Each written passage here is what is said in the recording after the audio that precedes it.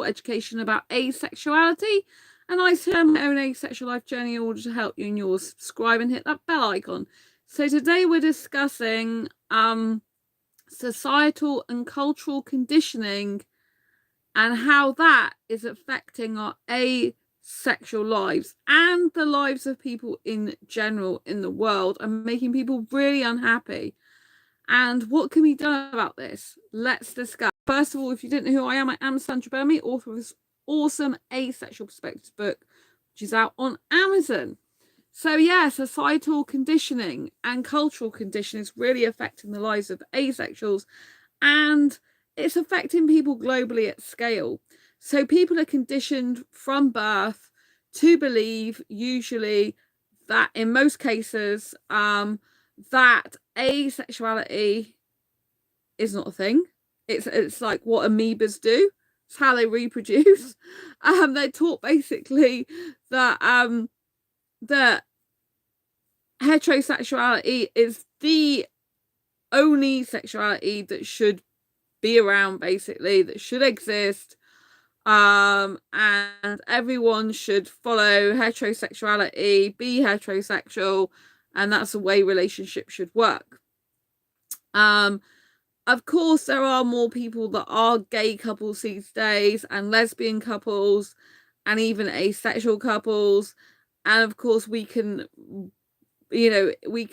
influence, for example, if we have children, we can influence children in different ways. We can talk to people, educate people, but most people with asexuality, they don't believe it's a real thing. They believe it's like how plants reproduce. Amoebas are like a single-celled organisms. I think they're meant to reproduce asexually. And asexuality is not taken seriously as a sexual orientation.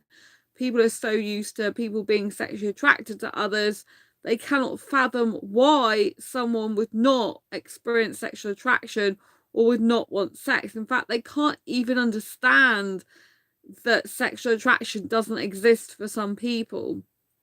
And this is really damaging, It very much tries to invalidate our identity, just like a lot of people in the world don't believe there's more than two genders. A lot of people still think there's just male and female genders, and that's the only thing that matters, and that's the only thing people care about. So societal conditioning is really bad because it conditions everyone to believe what the majority of people believe, that everyone should be heterosexual and that heterosexuality is normal, and anything that's not within heterosexuality is queer, which is basically different or abnormal.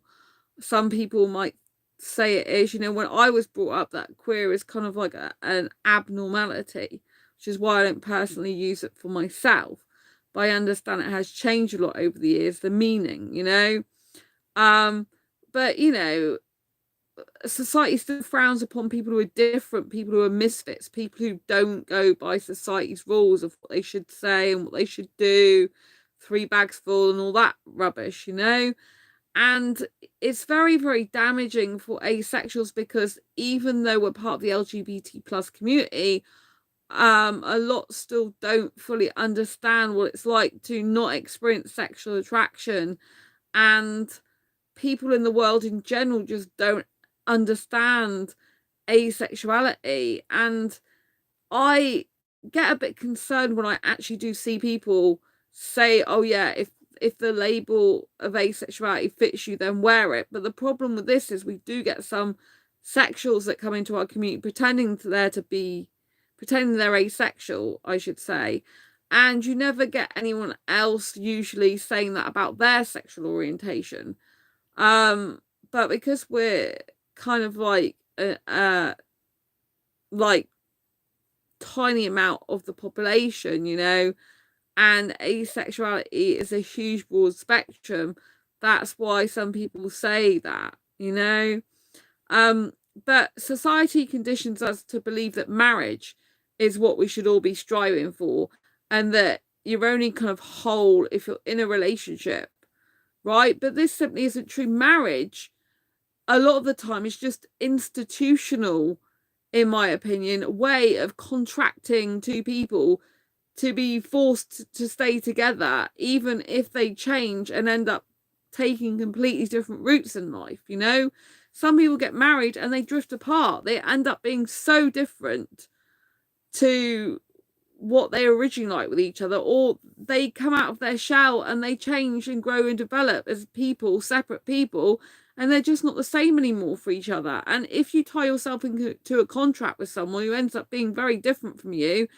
and complete opposite to you maybe, and has different wants, needs, likes and desires, that can be absolutely disastrous and can be a very, very miserable life. And so society tends to condition us to do things that are not in our best interest, but it disguises them as being in our best interest. It disguises them as marriage is something special and sacred and romantic and amazing and incredible. And yes, I'm sure for some people it does feel like that, and it is like that for some people, and it's great if they have that type of bond, but you can get that without having marriage. You don't need a piece of paper or a certificate to prove your love for someone. But unfortunately, a lot of the people and the population of the world do hit huge divorce levels.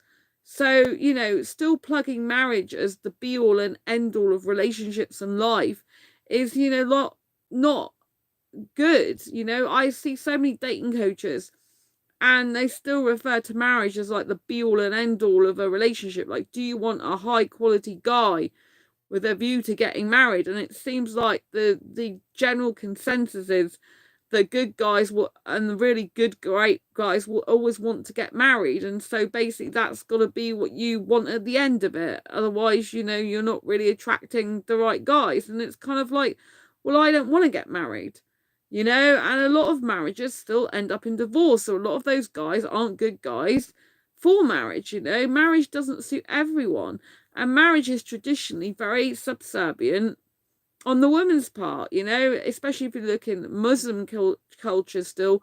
A lot of the time, traditional Muslim culture is the woman is subservient to the guy in some of what it says in the Quran from what I was handed. I haven't read all the Quran myself, I just got given little bits of it. And so forgive me if you think that's completely wrong. But I have come across quite a few Muslim guys who have been very like women are beneath them and not good. But my cousin is in a relationship long term with a Muslim guy, and he's really wonderful to her, and I don't think he treats her like that at all. So again, that's probably a cultural thing, but again, cultural societal conditioning is really bad. You know, some cultures are brought up that the woman is subservient to the guy. Some cultures are brought up that the woman, you know, should be earning less than the man, that the man should be the breadwinner, and the man should go out to work, and the man should basically do this and the other, and the guys shouldn't cry at all, guys shouldn't show their emotions, guys are more meant to be controlled at all times. And you know, this just isn't the 21st century, you know, and this isn't good. It isn't good for guys to repress emotions. There's nothing amazing about repressed emotions. It's bad, you know. And the fact that society conditions us to keep the human race going by having babies all the time, you know, and the fact that babies are meant to be so natural and everyone's supposed to like and love them. I'm not into babies. I don't want kids. I've never wanted them since I'm 15 years old, right? And, you know, some people's parents and families can disown them if they don't want children, which is absolutely ludicrous. Families and parents should care about their own children in their own right. You know, there's a lot of cultures that still have arranged marriages, and I believe it's very wrong. I'm in groups, and some of these people are in arranged marriages and they're really, really frigging miserable. And some of the marriages are very abusive and very neglectful.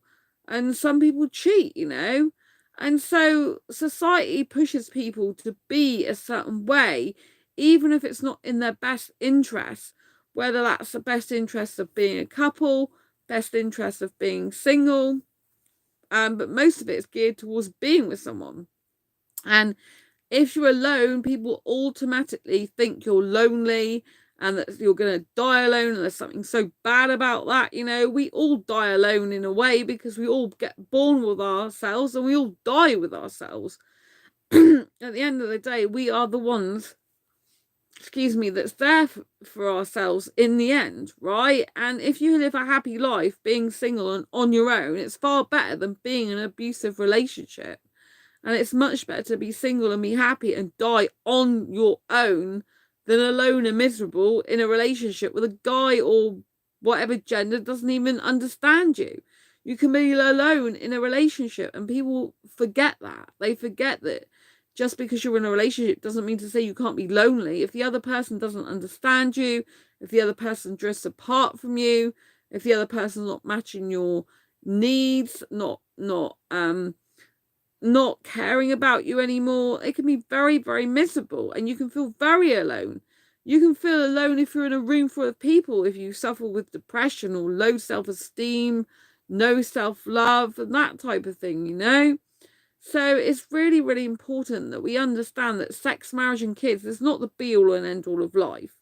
You know, you don't have to have sex. You don't have to have marriage. You don't have to have kids. Don't need to live with anyone else. Living on your own and being on your own forever if you want is fine, you know? We need to redefine relationships with ourselves, relationships with other people, and know that people are different. Like, living together is really hard because you're having to compromise yourself all the time. You know, you're having to live, at least in part, how the other person wants you to live. And if that's not in keeping with your own soul, then it can cause disharmony in your soul. Because if your home doesn't feel like your own home, then, you know, even if you've got a loving relationship, but your home just feels like it's not what you want it to be, then that can cause disharmony within your soul, and then that can be really difficult in the relationship, right? So this business is about everyone's supposed to live together, and if you don't live with someone, it's not good. You know, you're living on your own. There's a lot of stigma around living on your own, like especially if you're a woman and you get older, it's like, oh, she's a spinster, and oh, she's going to be on her own forever, you know? And it's like, what is so wrong about being on your own forever if you want to be on your own forever? And just because you get older doesn't mean to say you have to act older, and doesn't mean to say your life stops, you know? A lot of people these days, as time's going on, are getting more independent. You know, I'm in the entrepreneur space as well, not just the asexual sphere, if you like. And a lot of entrepreneurs, they start like much later in life these days, even decades later than I have done, you know? And so it's never too late to change your life, to change your mind, and to change the way you do things, right? You don't have to go by society's norms and expectations. You know, some people, my aunties, I don't know if she's already, I didn't get an invitation to the wedding, but she's getting remarried again. I think she's in her 70s now. Like, for the, I think it's the third marriage she's on. Like, she don't care what people think of her. She just does what she wants to do. More power to her, you know? And then she starts her life over again with a new guy, you know? So, you know, even if you want to get married, it doesn't mean to say you have to do it in your 20s or 30s or whatever. You could wait till you're 80 or whatever to get married. Do you know what I mean? If you want marriage. But personally, I think marriage is very outdated a lot of the time. It means you're contracted to a person who could change, become aggressive, become angry, just become a different person to who you are, end up wanting different life goals, end up doing different things. And if you're tied to a contract with someone and things don't work out, it can be very, very sad and difficult for you both. And if you've got like mortgage and you've got marriage involved, it's a lot harder to sever ties, and you've got all the emotional heartache and pain as well as all the practical stuff going on. I personally don't think it's a good idea. But I do, you know, celebrate people who do get married, want to get married, and are happy. You know, it does work for some people. I know some asexuals who are married. There's a couple who got married last weekend, like well, I think it was last Friday. A friend of mine, asexual friend of mine on Facebook, I haven't met them in person. She married an asexual fiance, and they're married now. They're a married asexual couple. As far as I know, she's sex repulsed. and I think our partner is, but I don't know them too well. But you know, it's amazing that asexuals can actually get married. And again, that does break society's norms, because people believe that you should consummate a marriage by having sex. But asexuals who are sex repulsed and don't like sex will not be doing that. You know, they won't be having sex just because they're married. Sex repulsed asexuals who love each other without sex won't have sex. And so you can get married if you want to without having sex. You don't have to make it official by having sexual intercourse. Whoever made up that rule and idea is absolutely crazy, in my opinion. You know, if you've signed a contract to say you are married, you know, that should be enough. You shouldn't have to have sex to prove you're married. Having sex don't prove anything. It just proves that you've mixed your genitalia. I think it's pathetic, to be honest, that anyone made up that rule. And of course, we have to remember that society's made up the majority by heterosexuals. And so, therefore, those are the people that are dictating the rules and conditioning the majority of the time.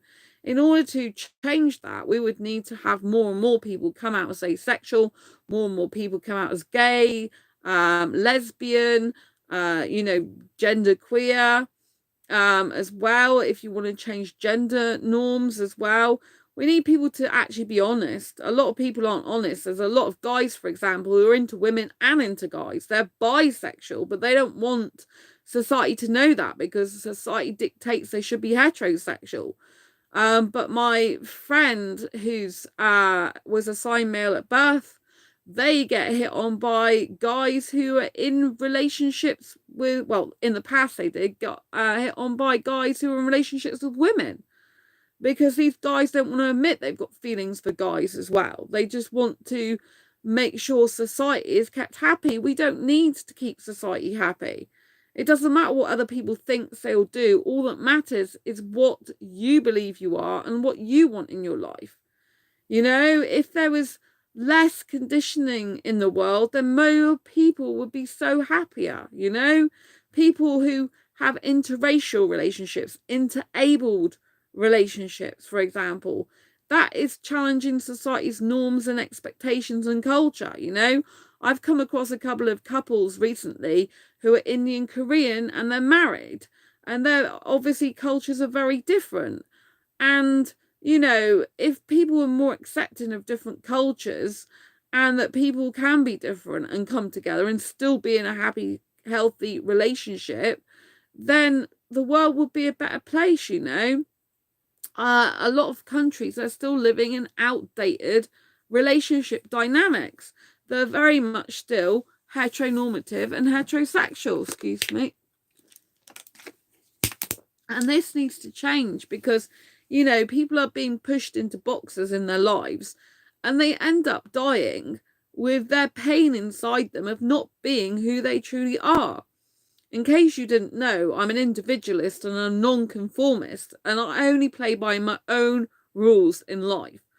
I love my parents dearly, but I'm never dictated to by my parents, as in I would never allow them to dictate to me, even if they tried. They don't try usually anymore. But I love them dearly, but we both agree on something that we're very, very different. And that's a good thing that we agree on that. And so, you know, I would never live the life my parents want me to lead, because I wouldn't even be me. I wouldn't be Sandra Bellamy. I'd be a completely different person if I did that. And, you know, a lot of cultures are still wanting, like, for example, I've come across, because obviously I usually like Indian guys, but that's kind of wearing very thin and off at the moment, because, you know, the culture is very opposite to what I am. The culture is very much like the parents dictate to the children, even when they're adults, what happens in their life, what job they do. The parents live with the children until they die, and they arrange a marriage for their kids. And it's just like horrible, you know. I came across a guy recently, an Indian guy, and he said his mum's like not happy with the dad, you know, they didn't want arranged marriage, and it's led to a lot of not good stuff in the relationship. I'm not going to go into it because it's personal stuff, but you know, people who have arranged marriages and they're not happy who they're married to, and the arrangement's not good, it's really bad for them. People should be free these days to choose their partners, to choose if they want to get married or not, to choose, you know, what goes on in their life. They shouldn't be having to lead the life of their parents. It's such an outdated concept. You know, you are not your parents. The ideology that you can even live the way your parents want you to live, and generations are still doing that to this day, beggars belief. I mean, I can't believe people are still doing that in this day and age.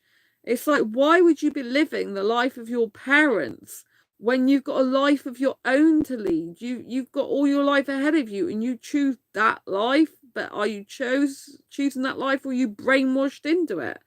Because so many people are brainwashed into it and make guilt trip, like, oh, I looked after you as a kid, so you should look after me in my old age. It's like, no, that's you don't have children and say, well, I'm having children just so you can look after me in my old age. That's not right, you know. But so many cultures are still living in the dark ages, and they're like a lot of like Pakistanis, Indian, Bangladesh, you know, they're still living in these arranged marriage cultures. And it's like, when is that ever going to change? It seriously needs to change, because generations are different and you're not the same as your parents, you know. And trying to force your children to be like you is just insane. You know, my parents are very different to me, and I have to accept they're completely different to me in lots of ways. It may not be easy all the time, but I have to accept it. You know, they're a different generation. They like different things. And there's no point in me or them trying to make each other something we're not, because it would mean we're not happy, you know? And so it's very important that we understand that society conditions people to believe that heterosexuality is the sexuality everyone should be, the male and female, the genders that everyone should be. And we have to recognize that this is conditioning. It's not your own brain. It's not your own soul. You have your own soul inside you. You have your own unique personality. You have your own unique way about you. And you can live your life however you choose to live it. You've just got to understand that you might get judged, that you might get criticized, that people might not like your life choices. But at the end of the day, you've only got one life. And so it's important you lead it in the way that you want to, and the way that brings you happiness. You know, you don't want to be leading a life full of misery because you're trying to fit in with what other people want you to do in society, you know? So I'd encourage you to speak out, to be your bold, beautiful, asexual self, to have the type of asexual life that you want. This means being with who you want, when you want, doing what you want. You know, you don't have to have sex to be loved. This message that people don't have a healthy relationship, they're not having sex, is absolutely disgusting. It still goes on to this day. People drum into people's heads, oh, in order to have a healthy relationship, you have to have sex, you have to have sex, you have to have sex, you have to have sex. Like a broken frigging record. You do not have to have sex to have a healthy relationship. Having sex is one of the least things you need to have a healthy relationship. Everything else should come first. Deepest ever friendship, trust, loyalty, support, honesty, faithfulness, kindness, caringness, togetherness, companionship. All that stuff should come first before you even think about having sex, if you're going to have sex. Because unless you've got a strong foundation of all those other things first, the sex ain't even going to matter that much or be that significant or relevant or enjoyable, because, you know, you haven't got the other stuff in place. And so, you know, even when you've got all the other stuff in place, you have to know that your partner can still love you even if they're not having sex with you. The ideology that people can only love and be wholly in love if they have genitalia mixed with each other is just ludicrous. You know, ludicrous. I mean, what about all the people that are disabled in the world and can't actually have sex for disability reasons, and not asexual, but they've got disabilities and can't have sex? What about all those people? Are you telling me that they can't have love in a whole relationship just because they can't have sex? Absolutely ludicrous. What about all the people that are impotent? Are you telling me that they can't have love because, oh, they can't get it up? absolutely ludicrous. We need to stop this nonsense, and we need to stop it now. No one should be made to feel that they're unlovable. No one should be made to feel that they can't have a loving, caring relationship because they're not having sex, or because they're not having kids, or because they're not having a marriage, or because they don't want to live with someone. The only people that should be dictating how to live our life are ourselves, no one else. Because at the end of the day, it is conditioning. It's people trying to brainwash your brain into being a certain way so that you fit in with the way society wants you to. You fit in with the heteronormative ways, you fit in with the heterosexual ways, you fit in with the way people want things to be, so that we all fall in line and stay in this discipline. In other words, we stay in a trance-like state because people have got us under their spell, if you like, of doing what society dictates. I have never ever wanted children. Since I was 15 years old, I've never wanted children. I knew that at that age. That has never changed. I still don't want kids now. I can physically have kids, but I don't want kids. Right? I look forward to the day I can't have children anymore because I don't want them. I don't even like the fact I'm able to do that still. Because to me it's just like I just not bothered. I'm not interested in having children, And so for me, like, as a female, having periods are absolutely waste of time. I don't usually talk about this on the channel, but it's like, what's the point in having eggs inside you when you don't even want any babies? It's like, it'd be great if you could just like decide early on, like, yes, I'll have eggs in me, or no, I won't. You know what I mean? It's like, why are women the ones that are born with the eggs? Why can't they just make any gender born with eggs if they're gonna put eggs in people? It's weird. I think it's even weird. That's a strange concept. But there you go, I digress. But, just because women have got these reproductive organs doesn't mean to say they have to bear children either. Doesn't mean to say they have to have kids. Doesn't mean to say that if you do get married, that you have to have children to complete your family or to complete the marriage. So many people get married on false pretenses. You only get married if you love someone, not for financial gain, not for benefits, because you love someone, because you truly love someone and you're truly compatible with them. Love is not enough. Love isn't enough. You can't just love someone but not be compatible with them. If you're not compatible with them, you'll just be in a rocky road all the time. You don't want to get married or be in a relationship with someone who doesn't answer your messages, who ignores you, who you can't talk to, who you want to spend more time with than they do with you, or vice versa, and who doesn't really understand you'll get you or want to spend the quality time that you want to spend with them. You need someone who's an equal partnership, who always makes you feel special and beautiful and loved and cherished and adored throughout the years you are with them. And I think it's much better to like not be married personally, because then, if someone doesn't treat you right, you can walk away.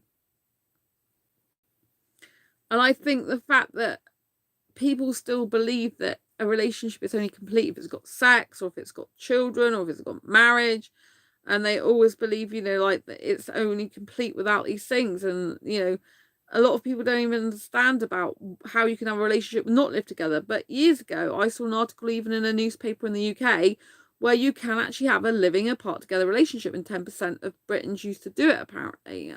It's where you don't live with each other, but you live near each other, and you still see each other regularly, and then you still commit to each other fully and monogamous. You don't want to be in a relationship with someone else, but you don't want to live together because you like your own space, you like to do different things.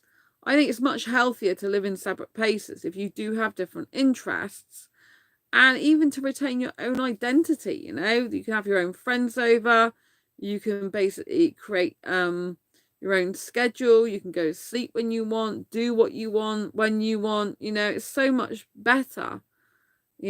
Some cultures, again, are, where the children live with their parents when they're older, and like siblings live with them, and you don't have any of your own space, to grow as an individual, to think for yourself, to breathe for yourself, to reflect upon your own life, So some people never find their true authentic self when they're living with a bunch of people because their voices drown out amongst a crowd. And so I think we really do need to make a stand and say enough's enough, stop conditioning us, stop conditioning people, it's okay to have love without sex. It's okay to be with someone of a completely different culture or religion. It's okay to not be with anyone and to stay single forever. There's nothing wrong with that. You don't have to be miserable if you're single. You don't have to be miserable if you're on your own. You can enjoy a happy life without romance, without sex. You can be whatever gender you want to be and know that you are. I wish I could change my birth certificate age because I have no relation, I was going to say, to my birth certificate. I should have said I don't relate to my birth certificate age, but I can't change that, unfortunately. But I can, I've changed my mindset age and my lifestyle age and all that up. I just can't change my birth certificate age, unfortunately. But I don't relate to it at all. And because I don't relate to it, it's annoying because, like, if I have guys around my birth certificate age that interest in me, I'm just not interested in them at all. And so I really think you should be able to define your own age, to be quite frank with you. I think you should be able to define your own life exactly as you want it and, live your own life the way you want to. Like, I'm nothing like my own culture. Like, I don't, for a girl, most girls are still expected to, like, do the housework, cooking and cleaning. I hate housework. I hate cooking and cleaning. I'm not really interested. I do cook for myself. I have done some videos where I've uploaded shorts videos about my cooking, like things I've cooked, quick tasty meals, and they're very popular actually. And it's quite funny considering I don't like cooking and making food, but I have to. And if I make more nutritious food, then it regulates my emotions better, so it's good and healthy for me, so that's why I do it. But I'm not interested in cooking or cleaning or doing washing up for a guy. I'm not his mother. And I like younger guys, but not to mother. And again, that's another like societal conditioning thing that, oh, if you like someone younger, you want to mother them. It's like, I really don't want to mother them. If they want to like cook and clean for me, that's up to them. But I ain't interested in doing it for them. You know what I mean? I've got my own life and I live like a teenager on purpose and love it. I don't want to be being an old woman and cooking and cleaning for them and doing that type of life which doesn't actually appeal to me and I don't feel happy about, so don't go, if you don't agree with your own culture or your own society, you don't have to live by their rules. You can do your own thing, be your own person. I think it's important to do that. Know that you're still valid no matter what gender you are, no matter what sexuality you are and how you want to lead your life. And if you want a relationship without sex, marriage or kids, and to live separately, that should be a normal option. It should be like, some people do that and it's perfectly fine. But whenever I've been on dating sites in the past, because I'm not on them anymore actively, then it's like, people think that's so weird and far out, and like, why would you want a relationship if you don't want sex, marriage or kids or to live together? It's because I can still want companionship, I can still want love, I can still want affection. I just don't want it in the way that society dictates we should have it, and I don't want to live my life like that. So anyway, what do you think? I'd love to know what you think in the comments below. Give this video a like if you enjoyed it, got any insight or useful information from it, or just thought it's interesting. And don't forget to subscribe and hit that bell icon so you never miss an episode. See you soon. Bye. Lots of love.